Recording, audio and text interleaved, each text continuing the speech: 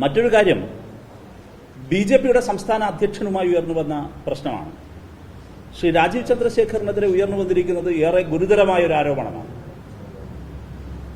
ഈ നിമിഷം വരെ ബിജെപിയുടെ സംസ്ഥാന അധ്യക്ഷൻ ഒരക്ഷരം അത് സംബന്ധിച്ച് യുക്തിസഹമായൊരു വിശദീകരണം നൽകാൻ തയ്യാറായിട്ടില്ല. ബിജെപിയുടെ കേന്ദ്ര നേതൃത്വം ഇത് സംബന്ധിച്ച് എന്തെങ്കിലും ഒരു യുക്തിസഹമായ വിശദീകരണം നൽകാൻ തയ്യാറായിട്ടില്ല. അഴിമതിയിലും സംശയത്തിലും മുങ്ങി നിൽക്കുന്ന കേരള ബിജെപിയെയാണ് നമുക്കിപ്പോൾ കാണാൻ കഴിയുന്നത്. ഇവിടെ വളരെ ഞെട്ടിപ്പിക്കുന്ന മറ്റൊരു കാര്യം, അല്ലെങ്കിൽ കൗതുകകരമായ മറ്റൊരു കാര്യം, അതായിരിക്കും കുറെ കൂടി നല്ലത്, അധികം ഞെട്ടല്ലേന്നും ആവശ്യക്കാര്യത്തിലല്ല, കൗതുകകരമായൊരു കാര്യം, കർണാടകയിൽ ബിജെപി സർക്കാരാണോ കോൺഗ്രസ് സർക്കാരാണോ ഭരിക്കുന്നത് എന്ന സംശയമാണ് കൗതുകമുണർന്നത്.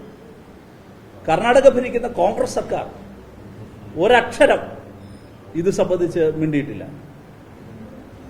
ഒരക്ഷരം. പരാതിക്കാരൻ മാധ്യമങ്ങളിൽ പറയുന്നത് മുഖവിലേക്ക് എടുത്താൽ അദ്ദേഹം പലതവണ കർണാടക സംസ്ഥാന സർക്കാരിനെയും വിവിധ ഏജൻസികളെയും സമീപിച്ചിരിക്കുന്നു. പ്രോപ്പറായി അന്വേഷണം നടത്താൻ തയ്യാറാകുന്നില്ല. ഇന്നലെ മറ്റൊരു കൗതുകരമായ കാര്യം, കേരള രാഷ്ട്രീയത്തിലെ അപൂർവ കൗതുക പ്രതികരണങ്ങളിലൊന്നാണ് ശ്രീ വി ഡി സതീശൻ കേരളത്തിലെ പ്രതിപക്ഷ നേതാവ് നടത്തിയത്. മാധ്യമപ്രവർത്തകരുടെ ഇത് സംബന്ധിച്ച ചോദ്യത്തിന് അദ്ദേഹം മറുപടി പറഞ്ഞത്, രാഷ്ട്രീയത്തിൽ നിൽക്കുമ്പോൾ ആരോപണങ്ങളൊക്കെ വരുമല്ലോ എന്നാണ് അദ്ദേഹം സ്വാഭാവികമായ ഒരു മറുപടിയായി പറഞ്ഞു വെച്ചത്.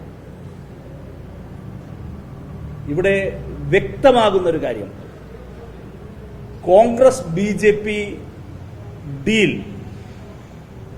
അനാവരണം ചെയ്യപ്പെടുകയാണ്.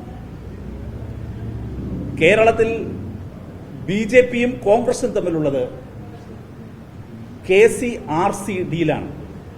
KC എന്ന് നിങ്ങൾക്ക് മനസ്സിലായിട്ടുണ്ടാകും, KC വേണുഗോപാലാണ്.